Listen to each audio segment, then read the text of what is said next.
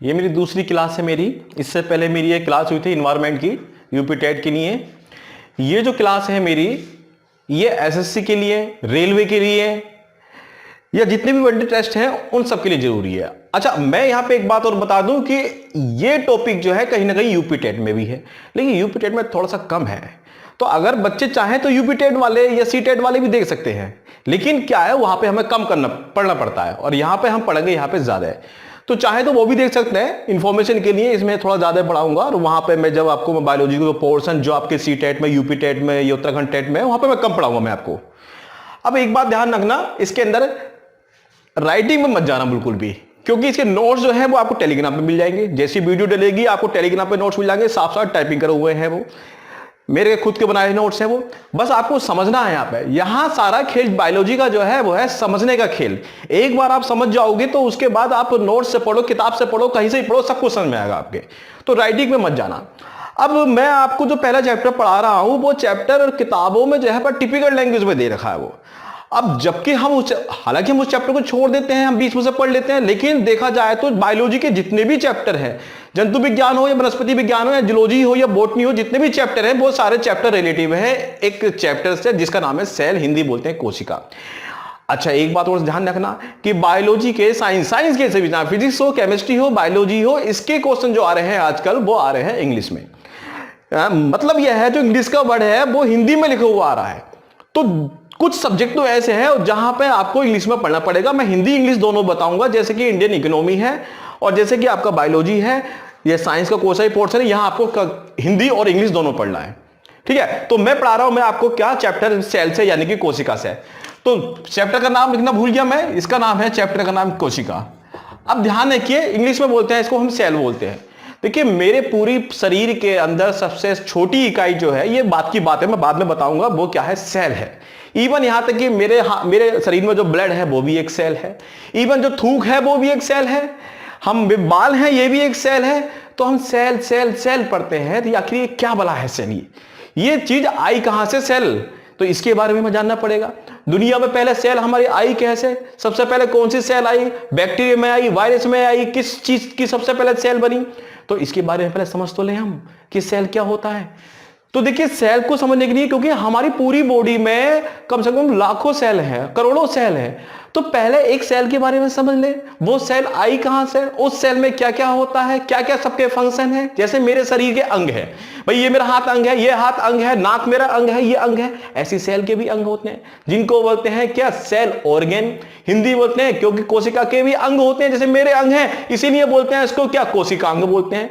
तो कोशिकांग कौन कौन से होते हैं वो सब पढ़ेंगे सेल के अंदर। माइटोकॉन्ड्रिया क्या होता है, राइबोसोम क्या होता है, लाइसोसोम क्या होता है, डीएनए क्या होता है, जीन क्या होता है, क्रोमोसोम क्या होता है, और बड़ा ही इंटरेस्टिंग चैप्टर है। एक बार आप पढ़ लोगे तो सारे चैप्टर को से रिलेट करोगे, दुनिया भर की बीमारियां जो है वो समझ जाओगे कि सेल के अंदर कौन सा बैक्टीरिया, कौन सा वायरस कहां पर अटैक करता है, कौन सी एंटीबॉडी बनाता है, एंटीबॉडी बनाती है सेल, तो कहां पे हमारी एंटीबॉडी बनती है। ब्लड के अंदर भी WBC, RBC वगैरह वगैरह बहुत सारी चीजें हैं। तो इसलिए इस चैप्टर को हमें नहीं छोड़ना है, इस चैप्टर को हमें पढ़ना ही पड़ेगा, बाकी चैप्टर को अच्छा करना है तुम। तो सबसे पहले सेल ये आई कहां से, उसके लिए हमें जाना पड़ेगा, आज से बहुत पीछे आना पड़ेगा, जब सूरज के पास। तो देखो, ये थोड़ा सा मेरा पढ़ाने का तरीका है, मजाक भी करता हूं, थोड़ा सा ध्यान रखना उसके अंदर, किसी को मैं रिश्तेदारी मतलब मान लेता हूं मैं। तो जैसे कि यहाँ पे क्या, ये सूरज है, मैंने मान लिया सूरज ये है हमारे क्या, चाचा है, हमारे चाचा है, इनको चाची से क्या हो गया, झगड़ा हो गया इनका। अब झगड़ा हो जाता है तो इनमें आएगा तनाव आता है, और जब इंसान में जब तनाव आता है तो अपने दिमाग को कैसे करता है, वो ऐसा करता है वो, यानी कि उसको दिमाग को टेंशन लेता है। अब रोज इंसान टेंशन लेगा तो भैया क्या होगा, उसके अंदर जो नसें हैं वो क्या सुकोड़ेगा, यानी कि सुकोड़ने का मतलब ये छोटा करेगा। इस चीज छोटे करने को बोलते हैं, यानी कि उसकी डेंसिटी क्या हो रही है, वो बढ़ रही है। डेंसिटी क्यों, क्योंकि पहले दिमाग इतने में था, सुकोड़ा तो इतने में हो गया, सुकोड़ा इतने में हो गया, यानी कि डेंसिटी बढ़ रही है उसकी। डेंसिटी को हिंदी बोलते हैं घनत्व बढ़ रहा है। अब एक समय ऐसा हो जाएगा, इतनी टेंशन हो गई, इतना घनत्व हो गया कि उसमें हो गया विस्फोट। होता भी है, इंसान जब ज्यादा टेंशन लेता है तो वो निकल जाता है वो। तो ऐसे क्या हो गया, यहाँ सूरज चाचा निकलने का मतलब यह है, वो टेंशन आ गई, उनका क्या हो गया, विस्फोट हो गया। इस विस्फोट होने को ही बोलते हैं क्या, बिग बैंग थ्योरी बोलते हैं। ये मैं ज्योग्राफी पढ़ा हुआ मैं आपको। अब यहाँ पे विस्फोट हो गया, जब विस्फोट हुआ, ये हमारे सूरज चाचा जो है ये टूटे कितने भागों में, 9 भागों में टूट गए। और जानते हैं ये 9 भाग जो है ये पहले कहलाते थे, अभी भी कहलाते हैं, एक को छोड़ दिया गया है प्लेटो को, तो ये 9 ग्रह कहलाए हमारे। अब ये 9 ग्रह में एक हमारा ग्रह कौन सा, हमारा पृथ्वी है। तो यानी कि पृथ्वी जो है वो किसका भाग है, टूटा हुआ सूर्य का। देखिए हम पढ़ पीछे से है, लेकिन हम कहां से आए, हमें सेल पे आना है। सेल को समझने के लिए जानना बहुत जरूरी है। अब पृथ्वी बनी, लेकिन बच्चों एक बात बताऊं, शुरू में पृथ्वी हमारी ऐसी नहीं थी। शुरू में पृथ्वी जो थी उसके, देखिए दुनिया में कोई भी चीज बनी है वो 3 प्रकार के कण से बनी है। या तो उसमें ठोस कण होंगे, या उसमें लिक्विड के कण होंगे, या उसमें गैस के कण होंगे। कुछ नहीं है, कण है। जब कण दूर दूर होते हैं तो गैस कहलाती है, जब पास में आते हैं तो लिक्विड कहलाती है, और पास में आ जाते हैं तो सॉलिड कहलाती है। शुरू में जब पृथ्वी बनी थी तो उसके में जो कण थे वो दूर दूर थे, इसलिए पृथ्वी जो थी शुरू में किस रूप में थी, वो गैस के रूप में थी। तो अभी पृथ्वी गैस के रूप में बनी थी। जब सूरज से टूटी थी हमारी पृथ्वी, हमारी अलग हुई थी, तो कैसी थी, उस समय गैस के रूप में थी। क्यों थी, क्योंकि गैस के कण क्या थे, दूर दूर होते हैं, तो यहां कण दूर दूर थे। लेकिन क्या हुआ, ये कण जब घूमते घूमते लाखों सालों के बाद घूमते घूमते पास में आ गए, और जब ये पास में कण आ गए हैं तो बना हमारे लिक्विड बन गए, द्रव बन गई। हमने कहा जब कण पास पास में आ जाते हैं तो गैस से वो कहां, लिक्विड में बदल जाते हैं। लिक्विड में बदल गई अब, यानी कि पृथ्वी क्या है, लिक्विड फॉर्म में होने लगी। अब लिक्विड फॉर्म में होने के बाद पहले वाष्प के रूप में थी, गैस के रूप में थी। वाष्प का वेपर थे और अन्य गैसें भी थी उसके अंदर। पास में आ गई तो वाष्प ठंडी हो गई तो लिक्विड फॉर्म में आ गई। अन्य गैसें जो हमारी गर्म जो ठंडी हो गई वो लिक्विड फॉर्म में आ गई। लिक्विड फॉर्म में आने के बाद ये प्रोसेस चलते रहा, इसमें ये प्रोसेस चलते रहा, तो धीरे धीरे ये और छोटे छोटे बने, पास पास में कण आ गए। जब पास पास में कण आ गए तो पृथ्वी यहां पर क्या बन गई, सॉलिड बन गई। अब ध्यान रखें, पृथ्वी सॉलिड बनी है। अभी किसी भी जीव जंतु की उत्पत्ति नहीं हुई थी, ना हम बने थे, ना पेड़ पौधे बने थे, कुछ नहीं बने थे। पृथ्वी अभी सिर्फ सॉलिड के रूप में थी, और सॉलिड के रूप में थी पृथ्वी। उसके बाद पृथ्वी सॉलिड रूप में, उसमें बने थे क्या, बड़े बड़े पहाड़ बने थे इसके अंदर। पहाड़ में क्या होता है, पहाड़ में होती है मिट्टी का एक रूप होता है SiO2, ध्यान रखिए, सिलिका, SiO2 सिलिका। अभी ध्यान रखिए, मैं क्यों पढ़ा रहा हूं, मैं इसलिए पढ़ा रहा हूं क्योंकि जिंदा रहने के लिए ऑक्सीजन बहुत जरूरी है। मुझे अभी ऑक्सीजन तोड़ रही है, तभी तो जीवन की उत्पत्ति होगी, तभी तो सेल की उत्पत्ति होगी। क्योंकि जीवन स्टार्ट किससे होता है, सेल से ही होता है। और सेल के लिए क्या जरूरी है, ऑक्सीजन जरूरी है। तो मुझे आपको ऑक्सीजन बतानी है। हालांकि मैं आपको बता दूं कि यहां से क्वेश्चन समझने के लिए, इसे इंटरेस्ट पैदा करने के लिए, तुरंत इसके बाद में मैं एक चीज समझाऊंगा, वहां से समझ में आपको खुद आने लगेगा कि हाँ यार अब आया समझ में कि यहां से क्वेश्चन बनने लगे। आपने देखे भी होंगे यहाँ पे। तो यहां पे क्या बनी, पहले हमारी SiO2 मिट्टी बनी। लेकिन एक बात सुनो, मिट्टी में क्या है, SiO2 सिलिका रेत है, और O2 है ऑक्सीजन सिलिका है। बट ये है क्या है, ऑक्सीजन। ऑक्सीजन तो मिली हुई है किसके साथ, रेत के साथ, धूल के कण के साथ। क्यों, जिंदा रहने के लिए क्या आप धूल खाओगे, सिलिका खाओगे? नहीं, इसका अलग होना बहुत जरूरी है SiO2 का। जब तक ये सिलिका से अलग नहीं होगी तब तक यह जीवन की उत्पत्ति होगी नहीं। क्योंकि जीवन की उत्पत्ति होने के लिए क्या जरूरी है, ऑक्सीजन का मुक्त होना बहुत जरूरी है, ऑक्सीजन का फ्री होना बहुत जरूरी है। तो इसलिए सबसे पहाड़ बने। अब पहाड़ों पे घटना होती है।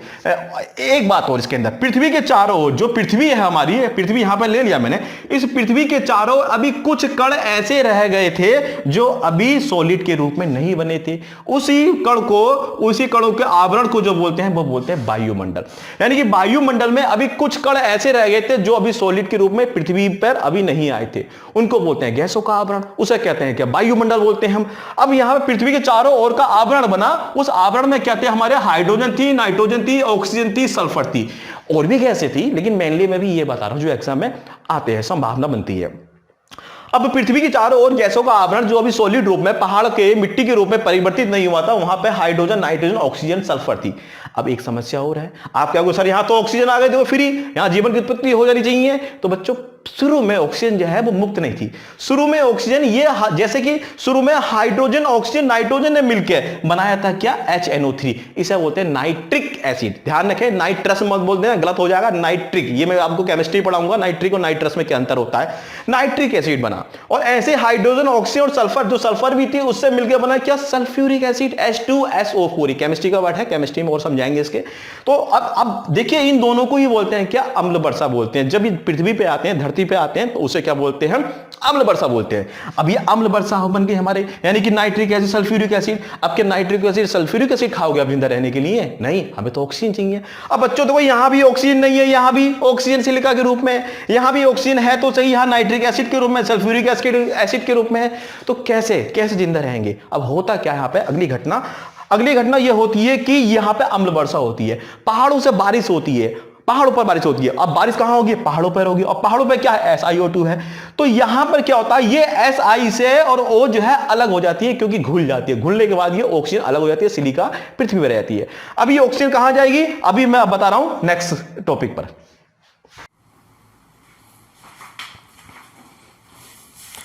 हाँ, तो हमने पढ़ा था कि अब जो है बारिश होने लगी, किस चीज की? दो अम्लों की बारिश हो रही थी, एक नाइट्रिक एसिड की, एक सल्फ्यूरिक एसिड की। ये बारिश कहां हो रही थी हमारी? ये बारिश हो रही है पहाड़ों पर। अब पहाड़ों पे बारिश हुई, पहाड़ों पर मिट्टी जो होती है हमारी SiO2 जो मिट्टी थी उसमें से ऑक्सीजन जो है वो डिसॉल्व हो गई, ऑक्सीजन टूटने लगी, ऑक्सीजन घुलने लगी अन्य चीजों में। अब ये ऑक्सीजन की क्या है, नदियां बह रही है, ये नदियों में जल बह रहा है और जल में जो है घुलनशील ऑक्सीजन भी हमारी बह रही है। ये ऑक्सीजन टूटी हुई है, कहां से? सिलिका से टूटी हुई है। अब ये ऑक्सीजन कहां पहुंच गई हमारी? समुद्र में पहुंच गई ऑक्सीजन हमारी है। अब समुद्र में ऑक्सीजन पहुंचने के बाद यहाँ पे केमिकल रिएक्शंस होती है, कई सालों तक, कई हजारों सालों तक, लाखों सालों तक घटना होती है। उस केमिकल रिएक्शन का नाम है क्या? कंपोजिशन एवं डिकम्पोजिशन, यानी कि कंपोजिशन संगठन एवं विघटन। यानी कि ऑक्सीजन जो है अब हमारी अन्य पदार्थों के साथ मिल रही थी, टूट रही थी, मिल रही थी, टूट रही थी। यानी कि मिलने का मतलब होता है इसका संगठन और टूटने का मतलब विघटन, यानी कि कंपोजिशन और डिकम्पोजिशन। ये हमारी रिएक्शन होती रही हजारों सालों तक, लाखों सालों तक होती रही। अब यहां पर क्या है, ऑक्सीजन धीरे धीरे अलग होने लगी। किसके अंदर? समुद्र के अंदर ऑक्सीजन अलग हो रही है। अब देखिए ऑक्सीजन कहां से आ रही है? ऑक्सीजन हमारी कहां? नाइट्रिक एसिड से भी आ रही है, सल्फ्यूरिक एसिड से भी आ रही है और हमारे सिलिका मिट्टी रेत से भी आ रही है। और नदियों आई, नदियों से कहां आई? वो समुद्र में आई। समुद्र में आने के बाद इसके बीच में एक रिएक्शन हुई, केमिकल कंपोजिशन यानी कंपोजिशन, डिकम्पोजिशन। उसके बाद ऑक्सीजन हमारी क्या हो गई? हमारी अलग हो गई। अब ये ऑक्सीजन अलग हुई कब? यानी कि जब इसमें केमिकल रिएक्शन हुई। उनका नाम क्या था? कंपोजिशन एवं डिकम्पोजिशन। अब सबसे पहले इस कंपोजिशन एंड डिकम्पोजिशन से सबसे पहले जो बना था समुद्र के अंदर, वो बना था प्रोटोप्लास्ट। यहां से आपके क्वेश्चन आने हो गए हैं स्टार्ट, यहां से शुरू हो गई है आपकी क्या? बायोलॉजी, प्रोटोप्लाज्म आपका बनना स्टार्ट हो गया। अब एग्जाम में क्वेश्चन आता है कि देखिए ये है आपका, यहां से लाइफ यानी कि जीवन का एक आधार मिल गया था। एग्जाम में क्वेश्चन ये आता है कि बताइए जीवन का सबसे पहले आधार, सबसे पहले भौतिक आधार समझे वो क्या है? वो है आपका प्रोटोप्लाज्म। अभी प्रोटोप्लाज्म क्या है अभी बताता हूं मैं आपको। तो सबसे पहले बना प्रोटोप्लाज्म, हिंदी में बोलते हैं इसको क्या? जीव द्रव्य बोलते हैं। समुद्र में सबसे पहले जो जीवन के लिए जो जरूरी है सबसे ज्यादा, वो प्रोटोप्लाज्म जो है वो बना था सबसे पहले समुद्र के अंदर। हिंदी में बोलते हैं इसको क्या? जीव द्रव्य बोलते हैं इसको। अब ये जीव द्रव्य बन गया। अब ये जीव द्रव्य के अंदर दो चीजें होती हैं, ध्यान रखना। यहां से क्वेश्चन आराम आराम समझना, क्वेश्चन यहां से बनने स्टार्ट हो गए एग्जाम में। इस प्रोटोप्लाज्म यानी कि जीव द्रव्य में दो चीजें होती हैं, एक होता है साइटोप्लाज्म, इसको हिंदी में बोलते हैं कोशिका द्रव्य। अब ध्यान रखना, कोशिश करना इसको आप हिंदी में ना बोलें, क्योंकि एग्जाम में ये साइटोप्लाज्म को हिंदी में इसी तरीके से लिखा आ रहा है, साइटोप्लाज्म। ठीक है, इस तरह लिखा हुआ आ रहा है, तो इसलिए इसको इंग्लिश में ही याद करिएगा, साइटोप्लाज्म। इस प्रोटोप्लाज्म के अंदर साइटोप्लाज्म होता है और एक चीज होती है न्यूक्लियोप्लाज्म, जिसे बोलते हैं केंद्रक द्रव्य। अगर आपसे कोई ये कहे कि भैया जीव द्रव्य किन दो द्रव्य से मिलकर बना है, तो वो दो द्रव्य क्या है? साइटोप्लाज्म और न्यूक्लियोप्लाज्म। अब ये क्या बना है साइटोप्लाज्म न्यूक्लियोप्लाज्म, अभी हम डिस्कस करेंगे अभी जस्ट 2 मिनट के बाद। अब इस प्रोटोप्लाज्म का जो है विकास होता है, डेवलप होता है। अब देखिए मैं आपको बताऊं, पहले सुन लीजिए, इसका डेवलप रूप ही क्या है? हमारा सेल है। प्रोटोप्लाज्म किससे है? साइटोप्लाज्म और न्यूक्लियोप्लाज्म से। सेल के अंदर क्या है? सेल के अंदर भी साइटोप्लाज्म, न्यूक्लियोप्लाज्म। अब आप ये कहो सर दोनों में अंतर क्या है? दोनों में अंतर बिल्कुल यही है, जैसे कि मैं क्लास में पढ़ाने के लिए गया और क्लास में पढ़ाने के लिए गया, मान लिया मैं पीली शर्ट पहन ली मैंने, एक लोवर पहन ली मैंने, लोवर भी एक टांग से मेरी ऊपर है एक नीचे है, जूते भी 2 रंग के पहन लिए मैंने, तो आप क्या कहोगे यार कैसे सर आ रही है? तो ये प्रोटोप्लाज्म है, यानी कि प्रोटोप्लाज्म क्या है? ये अनडेवलप रूप है अभी इसका विकास होगा, इसका डेवलप होगा। तो अब यहां पे आप ये समझ लीजिए कि यहां पे मैं ये दिखा रहा हूं, ये देखिए यहां पे क्या है कि जो आपका साइटोप्लाज्म है वो चारों तरफ फैला हुआ साइटोप्लाज्म, ये ब्लैक कलर का जो है साइटोप्लाज्म है, और जो न्यूक्लियोप्लाज्म है वो भी कभी इधर कभी इधर कभी इधर, यानी कि सभी जगह दोनों द्रव साइटोप्लाज्म और न्यूक्लियोप्लाज्म, हिंदी में बोलते हैं कोशिका द्रव्य और केंद्रक द्रव्य, ये सब अव्यवस्थित रूप से फैला हुआ है। इस अव्यवस्थित रूप को किसके? साइटोप्लाज्म और न्यूक्लियोप्लाज्म के अव्यवस्थित रूप को ही हम बोलते हैं क्या? हम प्रोटोप्लाज्म बोलते हैं। अब इसका विकास होता है, यानी कि जैसे कि आपने ऑफिस में भी शिकायत कर दी कि सर तो ऐसे आते हैं, पहनने का उनको तमीज नहीं है और न बोलने का तमीज है, तब आप ऑफिस में मान लिया मेरी जो कोचिंग संस्थान है वहां बुराई करोगे, उसके बाद सर में बुलाएंगे, सर कहेंगे भाई कल से आप नहा धो के आए, तमीज से आना, बच्चों को ठीक से पढ़ाइए, प्रॉपर शब्दों का प्रयोग करिए, यानी कि अगले दिन मैं नहा धो के आऊंगा, नहा धोने के आने के बाद मैं अच्छी पैंट पहन के आऊंगा, शर्ट पहन के आऊंगा, जूते पहन के आऊंगा, पॉलिश वाले, बालों में तेल लगा के आऊंगा, यानी कि मेरा क्या डेवलप हो गया। तो यानी कि पहले जो आया था, पहले दिन जो मैं अव्यवस्थित रूप से आया था वो था मैं प्रोटोप्लाज्म, लेकिन अब मैं व्यवस्थित रूप से हो गया, यानी कि अब जो है जो न्यूक्लियोप्लाज्म है वो कहां रह गया है, वो बीच में आ गया है, और साइटोप्लाज्म क्या है उसके बाहर आ गया। पहले दोनों द्रव जो थे वो अव्यवस्थित रूप से थे, इसे बोलते थे प्रोटोप्लाज्म, लेकिन जब इन दोनों द्रवों का व्यवस्थित रूप हो जाए, यानी कि बीच में आ जाए क्या आपका न्यूक्लियोप्लाज्म यानी केंद्रक द्रव्य, और उसके वो बाहर की तरफ आ जाए साइटोप्लाज्म यानी कोशिका द्रव्य, यही विकसित रूप कहलाता है हमारी कोशिका यानी कि सेल कहलाता है। तो कोई कहे आपसे सेल क्या है, तो कहना भाई प्रोटोप्लाज्म का विकसित रूप ही सेल है हमारा। कोई कहे प्रोटोप्लाज्म क्या है, भाई न्यूक्लियोप्लाज्म और केंद्रक न्यूक्लियोप्लाज्म और साइटोप्लाज्म को हम क्या बोलते हैं, मिश्रित रूप, मतलब मिश्रित रूप से क्या बोलते हैं उसको हम प्रोटोप्लाज्म बोलते हैं। मतलब और प्रोटोप्लाज्म में दोनों तरफ कैसे होते हैं, अव्यवस्थित रूप से होते हैं। व्यवस्थित रूप को क्या बोलते हैं, सेल बोलते हैं, हिंदी में क्या बोलते हैं, कोशिका बोलते हैं। तो बस इतना सा अंतर है, विकसित रूप, यहां से जीवन स्टार्ट हो गया था। इसका क्वेश्चन कैसे बनता है प्रोटोप्लाज्म का, ये जीवन का भौतिक आधार है। अभी बताऊंगा, एक हेक्सले भाई साहब थे, उन्होंने सबसे पहले ये कहा था, वो एक अलग ही हम 2-3 मिनट चर्चा करेंगे कि भाई किसने किसका क्या नाम दिया, कैसे कैसे है ना, वो सब चर्चा करेंगे। लेकिन अभी बता दिया कि हेक्सले ने ही सबसे पहले कहा था कि जीवन का भौतिक आधार क्या है। ध्यान रखें, जीवन स्टार्ट नहीं हुआ था, जीवन स्टार्ट नहीं हुआ था, लेकिन भौतिक आधार जहां से संकेत मिलने लगे थे वो है हमारा क्या, प्रोटोप्लाज्म, और जहां से जीवन स्टार्ट हो गया है वो है हमारा क्या, सेल यानी कि कोशिका। तो जीवन का भौतिक आधार प्रोटोप्लाज्म, लेकिन जीवन की जो शुरुआत हुई, जीवन की जो इकाई है, जीवन जो जहां से स्टार्ट होता है वो है हमारी क्या, सेल यानी कि कोशिका। इसीलिए सबसे कोशिका सबसे सूक्ष्म होती है, इसीलिए कहते हैं जीवन की शुरुआत यानी जीवन की सबसे सूक्ष्मतम इकाई, सबसे माइक्रो यूनिट जो है वो क्या है, हमारी सेल। ध्यान रखें, यहां से जीवन आपका स्टार्ट हो गया है। अब इस सेल के होते हैं अंग होते हैं। अब देखिए इस सेल के, अभी बताऊंगा मैं, इस सेल के अंग होते हैं, जैसे मेरे अंग हैं ऐसे इस सेल के अंग होते हैं। इस सेल के अंग कौन कौन से होते हैं, एक कुछ अंग होते हैं जो कहां तैरते हैं, जो तैरते हैं कहां, साइटोप्लाज्म में तैरते हैं। कुछ अंग ऐसे होते हैं जो कहां तैरते हैं, न्यूक्लियोप्लाज्म में तैरते हैं।